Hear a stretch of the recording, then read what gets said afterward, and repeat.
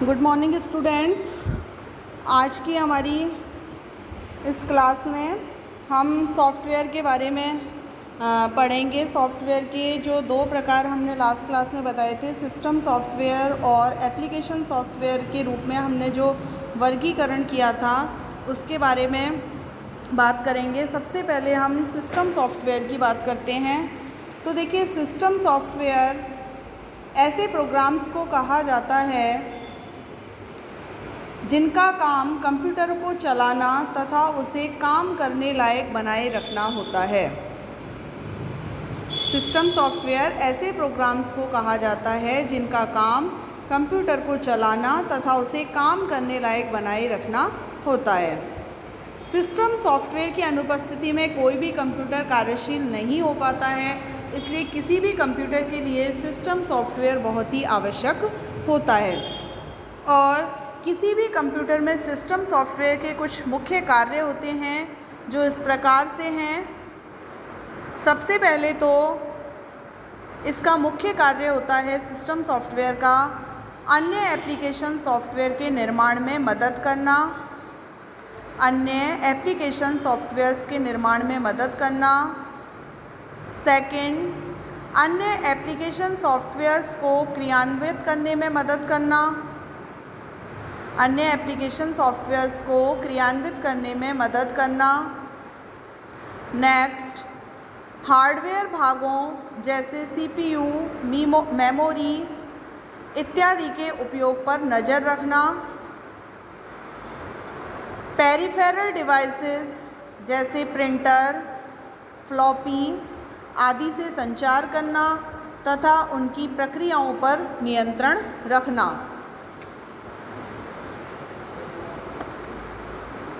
कुछ system software के मुख्य उदाहरण हैं, जैसे कि operating system, compiler, utility programmes इत्यादि। ये सभी सिस्टम सॉफ्टवेयर्स के उदाहरण हैं। इसके अंदर हम सबसे पहले बात करते हैं ऑपरेटिंग सिस्टम की।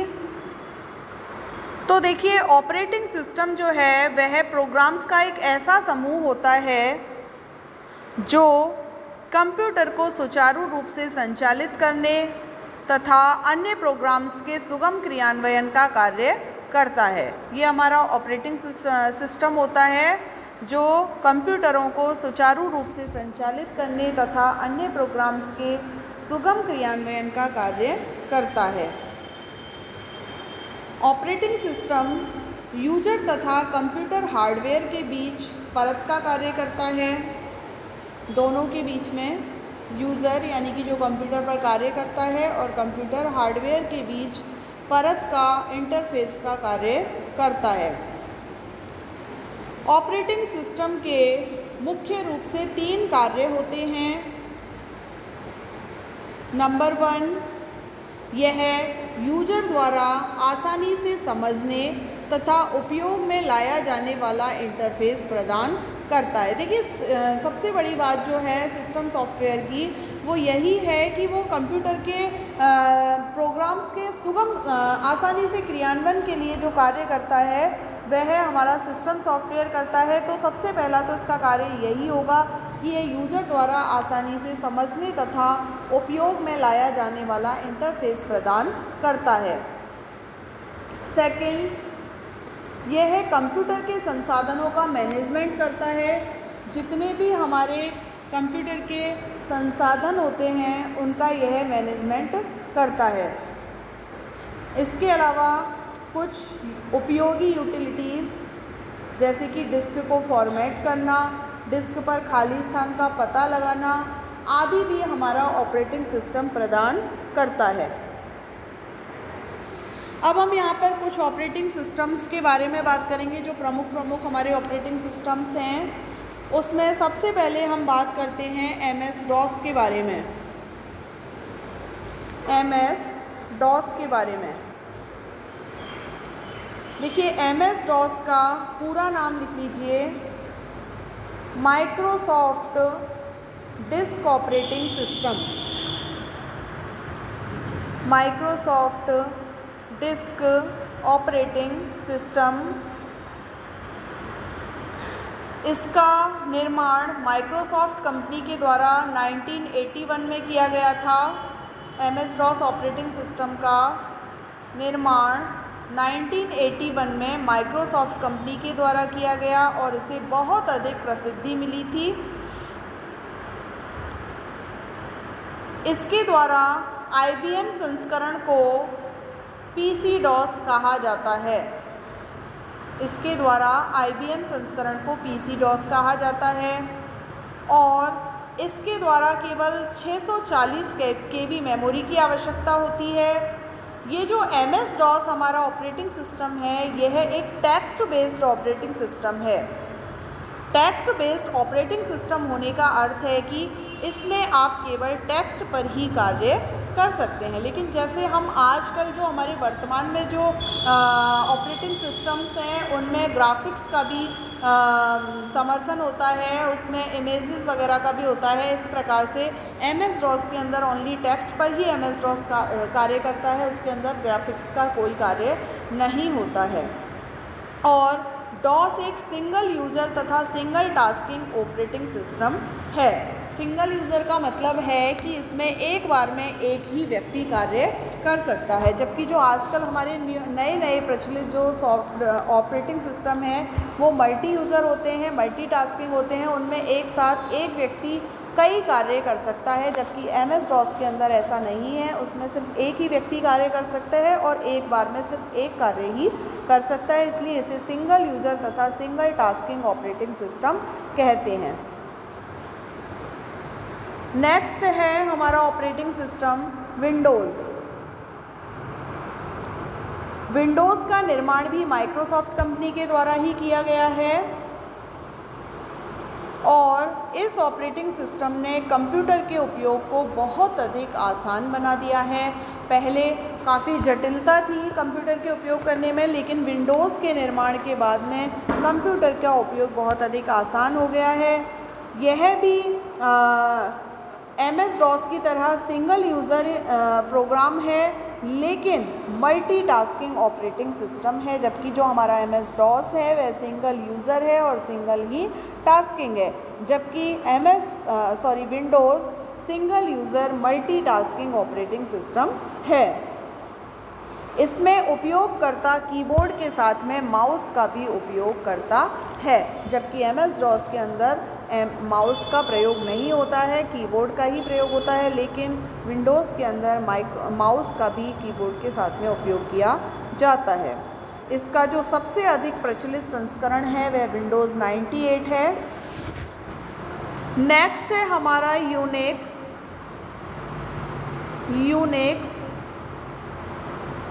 यूनिक्स का विकास AT तथा T द्वारा किया गया था। यूनिक्स का विकास AT एंड T के द्वारा किया गया था। इसकी कोडिंग जो है वह C प्रोग्रामिंग भाषा में की गई है। हम लैंग्वेजेस पढ़ चुके हैं पहले, उसके अंदर हाई लेवल लैंग्वेज में हमने C लैंग्वेज को पढ़ा था।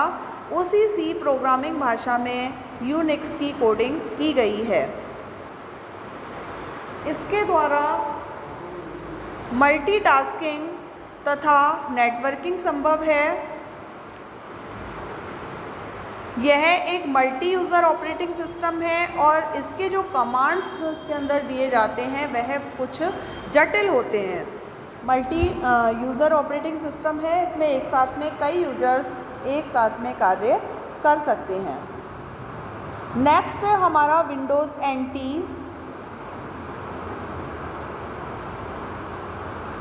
विंडोज़ NT, जिसे हम नेटवर्क ऑपरेटिंग सिस्टम के नाम से भी जानते हैं, इसका विकास भी माइक्रोसॉफ्ट कंपनी के द्वारा ही किया गया है और इसका उपयोग नेटवर्किंग में किया जाता है।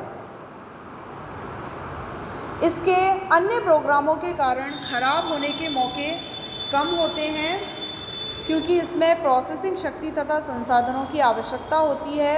अतः अपने प्रारंभिक दौर में विंडोज़ NT अधिक प्रचलित नहीं हो पाया था, लेकिन अब नए तथा ताकतवर कंप्यूटरों के उद्भव के साथ ही अब इसका प्रचलन बढ़ने लग गया है।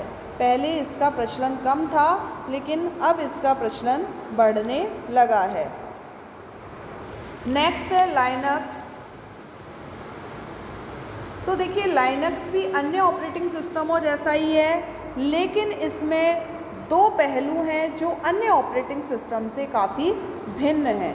एक तो पहला इसका सबसे बड़ा इसकी अच्छी बात क्या है कि ये एक मुफ्त सॉफ्टवेयर है, फ्री का सॉफ्टवेयर है। और दूसरा जो इसकी कोडिंग है वह आपको मिल भी सकती है और आप उसमें परिवर्तन भी कर सकते हैं। इसलिए इसमें इन सारी खूबियों के कारण जो लाइनक्स ऑपरेटिंग सिस्टम है वो आज के समय में बहुत अधिक प्रसिद्धि प्राप्त कर रहा है। इसका एक प्रमुख कारण यह भी है कि यह स्थायी है और बगैर किसी त्रुटि के महीनों तथा सालों तक यह चल सकता है। और लाइनक्स ऑपरेटिंग सिस्टम एक मल्टी यूज़र तथा मल्टीटास्किंग ऑपरेटिंग सिस्टम है। यह एक सर्वर तथा वर्क स्टेशन दोनों के रूप में कार्य कर सकता है। क्योंकि वैसे देखा जाए तो लाइनक्स जो है वह यूनिक्स का ही समरूप है, इसलिए इसमें यूनिक्स कमांड भी आसानी से चल जाते हैं। लाइनक्स के अंदर यूनिक्स कमांड्स भी चल जाते हैं। अब कोई भी जो ऑपरेटिंग सिस्टम होता है, ये हमारे कुछ मुख्य ऑपरेटिंग सिस्टम थे। अब यहाँ पर हमें ये जान लेना ज़रूरी है कि कोई भी जो ऑपरेटिंग सिस्टम होता है वह यूजर्स को कुछ यूटिलिटीज़ भी प्रदान करता है। यूटिलिटीज़ के अंदर देखिए यूटिलिटीज़ किसे कहा जाता है, सबसे पहले हमें यह जानना आवश्यक है। तो देखिए एक ऑपरेटिंग सिस्टम के द्वारा यूजर तथा सॉफ्टवेयर प्रोग्रामरों को कुछ ऐसे प्रोग्राम का उपयोग करने की सुविधा मिलती है जिससे उनका कार्य आसान हो जाता है, और इन प्रोग्राम्स को ही हम यूटिलिटीज़ कहते हैं। यानी कि ऑपरेटिंग सिस्टम के द्वारा जब कोई प्रोग्राम किया जाता है और उस प्रोग्राम का उपयोग करने के लिए उसे कुछ अन्य प्रोग्राम्स का उपयोग करने की सुविधा मिलती है, जिससे उनका जो कार्य है, उनकी जो क्रियान्वयन करने की जो क्रिया है वह आसान हो जाती है, और इन्हीं प्रोग्राम्स को हम यूटिलिटीज़ कहते हैं। देखिए यूटिलिटीज़ का जो उपयोग है वह मुख्य रूप से किन किन कार्यों के लिए किया जाता है। एक तो देखिए डिस्क की फॉर्मेटिंग जब हमें करनी होती है तो हम यूटिलिटीज़ का उपयोग उसके अंदर होता है, या फिर किसी एक डिस्क की सामग्री को दूसरी डिस्क पर स्थानांतरित करना हो, या फिर किसी डिस्क पर खाली स्थान की गणना करनी हो, या हार्ड डिस्क का बैकअप लेना हो, या डिस्क पर उपलब्ध फाइलों को नाम के अनुसार व्यवस्थित करना हो। इन सभी कामों के अंदर यूटिलिटीज़ का उपयोग किया जाता है। तो ये था हमारा सिस्टम सॉफ्टवेयर। अब हम हमारे सॉफ्टवेयर के अंतर्गत जो दूसरा भाग है उसका एप्लीकेशन सॉफ्टवेयर, उसके बारे में बात करते हैं।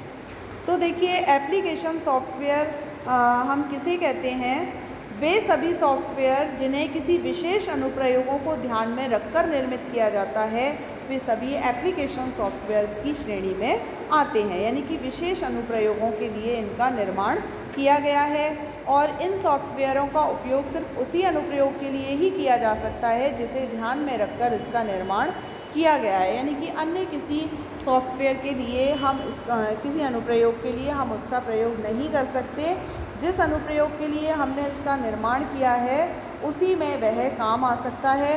एप्लीकेशन सॉफ्टवेयर्स को तैयार करने के लिए एक विशेषज्ञ प्रोग्रामर होने की आवश्यकता होती है, क्योंकि इसके लिए हमें उच्च स्तरीय भाषाओं जैसे कि C plus plus, visual basic इत्यादि का उपयोग किया जाता है, और इन भाषाओं का जो ज्ञान है वह एक विशेषज्ञ प्रोग्रामर को ही हो सकता है। ये सॉफ्टवेयर बहुत ही यूज़र फ्रेंडली बनाए जाते हैं, अर्थात इन पर कार्य करने में बहुत ही आसानी होती है। आसानी से इन पर कोई भी यूज़र कार्य कर सकता है। देखिए उदाहरण के लिए हम देख सकते हैं, जैसे कि किसी कंपनी में महीने के अंत में कर्मचारियों के वेतन के निर्धारण के लिए एक एप्लीकेशन सॉफ्टवेयर होता है। जैसे हम कहीं भी कार्य करते हैं, या फिर जैसे हम किसी विद्यालय में पढ़ते हैं, तो वहाँ पर जैसे किसी कंपनी में हम कार्य करते हैं तो हमें महीने के अंत में क्या होता है, सैलरी दी जाती है, और उसी सैलरी का जो निर्धारण होता है उसके लिए एक एप्लीकेशन सॉफ्टवेयर बनाया जाता है। इसी प्रकार से किसी विद्यालय में जैसे हमारे एग्ज़ाम्स होते हैं उसके बाद में जो हमारी मार्कशीट तैयार की जाती है, या फिर किसी हॉस्पिटल में जैसे जो पेशेंट्स होते हैं उनसे संबंधित जानकारी रखने के लिए, इस प्रकार से कई तरीक़ों से कई चीज़ों के लिए हम एप्लीकेशन सॉफ्टवेयर का उपयोग किया जा सकता है। कुछ प्रमुख जो ऑपरेटिंग सिस्टम एप्लीकेशन सॉफ्टवेयर्स हैं उनके बारे में हम बात करेंगे। तो उनमें मुख्य रूप से जिन एप्लीकेशन सॉफ्टवेयर्स की बात करेंगे उनमें से मुख्य हैं word processing software, spreadsheet software, database management system, graphics, browsers और निजी सूचना प्रबंधक। तो सबसे पहले हम बात करते हैं वर्ड प्रोसेसिंग सॉफ्टवेयर के बारे में। वर्ड प्रोसेसिंग सॉफ्टवेयर, देखिए जो वर्ड प्रोसेसिंग सॉफ्टवेयर होते हैं इनका उपयोग विभिन्न दस्तावेज़ों जैसे कि पत्र, व्यापारिक दस्तावेज़, रिपोर्ट, किताब, लेख इत्यादि को तैयार करने में किया जाता है। हम जो काफ़ी डॉक्यूमेंट्स बनाते हैं उनके लिए इस वर्ड प्रोसेसिंग सॉफ्टवेयर का प्रयोग किया जाता है। प्रारंभिक टाइपराइटरों की अपेक्षा ये अत्यधिक आसान होते हैं और सुविधाजनक भी होते हैं। टाइपराइटर्स में काफ़ी जटिलता होती थी, लेकिन जब ये वर्ड प्रोसेसिंग सॉफ्टवेयर हैं ये बहुत ही आसान होते हैं। और यदि हम देखते हैं कि वर्ड प्रोसेसिंग सॉफ्टवेयर के अंदर जो मुख्य रूप से जो सबसे ज़्यादा प्रसिद्ध जो सॉफ्टवेयर है वह MS वर्ड है। MS वर्ड के बारे में आप सभी पढ़ चुके होंगे। MS वर्ड जो होता है वह एक सुप्रसिद्ध वर्ड प्रोसेसिंग सॉफ्टवेयर है। नेक्स्ट है हमारा स्प्रेडशीट सॉफ्टवेयर। स्प्रेडशीट सॉफ्टवेयर, तो देखिए स्प्रेडशीट सॉफ्टवेयर जो होता है ये डाटा का विश्लेषण करने में उपयोगी होते हैं। इसके लिए स्प्रेडशीट सॉफ्टवेयर के द्वारा स्प्रेडशीट की सुविधा प्रदान की जाती है। यह जो स्प्रेडशीट होती है वह रोज़ व कॉलम्स में विभाजित होती है। आप कभी भी देखेंगे जो स्प्रेडशीट सॉफ्टवेयर होते हैं उसमें रोज़ और कॉलम्स होते हैं उसके पेज पर, और जहाँ पर ये रोज़ व कॉलम्स आपस में मिलते हैं उसे हम सेल कहते हैं। एक आयताकार क्षेत्र जो बनता है रोज़ और कॉलम्स जब एक दूसरे को कट करते हैं तो एक जो आयताकार क्षेत्र बनता है उसे हम सेल कहते हैं, और इन्हीं सेल्स में विश्लेषित होने वाला डाटा डाला जाता है। इसकी सहायता से हम पेरोल, खाता बही, मूल्य सूची आदि आसानी से तैयार किए जा सकते हैं। स्प्रेडशीट सॉफ्टवेयर्स का उपयोग खूबसूरत ग्राफ या चार्ट बनाने में भी किया जाता है। जो हम चार्ट वगैरह बनाते हैं, ग्राफिक्स वगैरह बनाते हैं, उसमें भी हम एप्लीकेशन स्प्रेडशीट सॉफ्टवेयर का उपयोग कर सकते हैं। अब आप देखिए जो आजकल जो हमारे पास में मुख्य स्प्रेडशीट सॉफ्टवेयर हैं उनमें माइक्रोसॉफ्ट कंपनी के द्वारा निर्मित, आपने सुना होगा MS एक्सेल, यह बहुत अधिक सर्वाधिक वर्तमान समय में प्रचलित है। MS एक्सेल के माध्यम से हम खाता बही, मूल्य सूची आदि बना सकते हैं, ग्राफ और चार्ट भी बना सकते हैं। बहुत सारी सुविधाएं हमें MS एक्सेल प्रदान करता है। और आजकल जो मैक्सिमम ऑफिसेज में, बैंक्स में, हॉस्पिटल्स वगैरह में, जो रेलवे स्टेशंस वगैरह में काम आने वाला जो स्प्रेडशीट प्रोग्राम है, सॉफ्टवेयर है, वह MS एक्सेल ही होता है। नेक्स्ट है हमारा DBMS। DBMS का पूरा नाम लिख लीजिए, database management system. Database management system. तो देखिए DBMS एक ऐसा सॉफ्टवेयर होता है जहाँ पर बहुत अधिक डाटा को सुरक्षित, व्यवस्थित, हटाने या आवश्यकता होने पर शर्तानुसार डाटा को बाहर निकालने का कार्य किया जाता है। यानी कि इसमें बहुत अधिक मात्रा में डाटा को सुरक्षित रखा जा सकता है, और जब हमें उसे हटाना हो तो हम किसी भी शर्त के अनुसार डाटा को बाहर निकालने का कार्य आसानी से कर सकते हैं। अधिकांशतः जो DBMS सॉफ्टवेयर होते हैं वो अत्यधिक ताकतवर टूल्स तथा व्यापारिक सॉफ्टवेयर तैयार करने के लिए प्रोग्रामिंग करने की सुविधा भी प्रदान करते हैं। और इस प्रकार के DBMS सॉफ्टवेयर्स को एप्लीकेशन सॉफ्टवेयर्स की अपेक्षा प्रोग्रामिंग लैंग्वेज के रूप में अधिक मान्यता मिलती है। यानी कि जो हमारे DBMS सॉफ्टवेयर हैं वैसे तो वो एप्लीकेशन सॉफ्टवेयर का ही एक पार्ट है, लेकिन फिर भी इन्हें प्रोग्रामिंग लैंग्वेज के रूप में अधिक मान्यता मिली है। जो कुछ प्रचलित जो हमारे यहाँ पर जो DBMS सॉफ्टवेयर हैं उनमें से मुख्य हैं Fox Pro, Visual Fox Pro, MS Access, Oracle आदि। ये नाम आपने सुने होंगे कंप्यूटर के अंदर, Fox Pro, Visual Fox Pro, MS Access, Oracle आदि। लेकिन इन सभी में से जो अधिकतर मैक्सिमम जो वर्तमान समय में प्रचलित है वह है MS एक्सेस है। MS एक्सेस का प्रयोग आज के समय में हम बहुत अधिक देख रहे हैं। तो ये हमारे कुछ मुख्य जो एप्लीकेशन सॉफ्टवेयर थे, सिस्टम सॉफ्टवेयर्स के बारे में हमने बात कर ली थी। ये कुछ मुख्य हमारे एप्लीकेशन सॉफ्टवेयर्स थे। और भी हमारे मुख्य एप्लीकेशन सॉफ्टवेयर्स हैं जैसे कि ग्राफिक्स, ब्राउज़र्स और पर्सनल इंफॉर्मेशन मैनेजर। उनके बारे में हम हमारी आगे की कक्षा में बात करेंगे। आज की क्लास के लिए सिर्फ इतना ही। धन्यवाद।